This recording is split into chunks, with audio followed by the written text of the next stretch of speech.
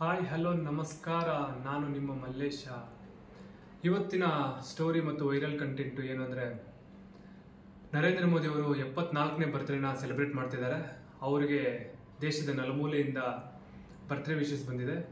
ಅದರಲ್ಲಿ ಪರ್ಟಿಕ್ಯುಲರ್ ಆಗಿ ರಾಹುಲ್ ಗಾಂಧಿ ಅವರು, ಮುಖ ಸ್ಟಾಲಿನ್ ಅವರು, ಮಲ್ಲಿಕಾರ್ಜುನ್ ಖರ್ಗೆ ಅವರು, ಇನ್ನು ಮುಂತಾದ ಹಲವಾರು ಆಪೋಸಿಷನ್ ಪಾರ್ಟಿಯವರು ಬರ್ತ್ಡೇ ವಿಶಸ್ನ ಸೋಷಿಯಲ್ ಮೀಡಿಯಾದಲ್ಲಿ ಹಂಚ್ಕೊಂಡಿದ್ದಾರೆ. ಹಾಗೆ ಸೆಕೆಂಡ್ ವಿಷಯ ಏನು ಅಂದರೆ, ಭಾರತ ಚೀನಾದವ್ರ ಮೇಲೆ ಗೆದ್ದು ತಮ್ಮ ಗೆಲುವನ್ನು ಮುಡಿಗೇರಿಸಿಕೊಂಡಿದ್ದಾರೆ. ಇದಾದ ನಂತರ ಹೊಸದಾಗಿ ದಿಲ್ಲಿ CM ಆಗಿ ಅತೀಶಿ ಅವರು ಪ್ರಮಾಣ ವಚನ ಸ್ವೀಕರಿಸಲಿದ್ದಾರೆ. ಅರವಿಂದ್ ಕೇಜ್ರಿವಾಲ್ ಅವರು ರಾಜೀನಾಮೆ ಕೊಟ್ಟಿದ್ದಾರೆ.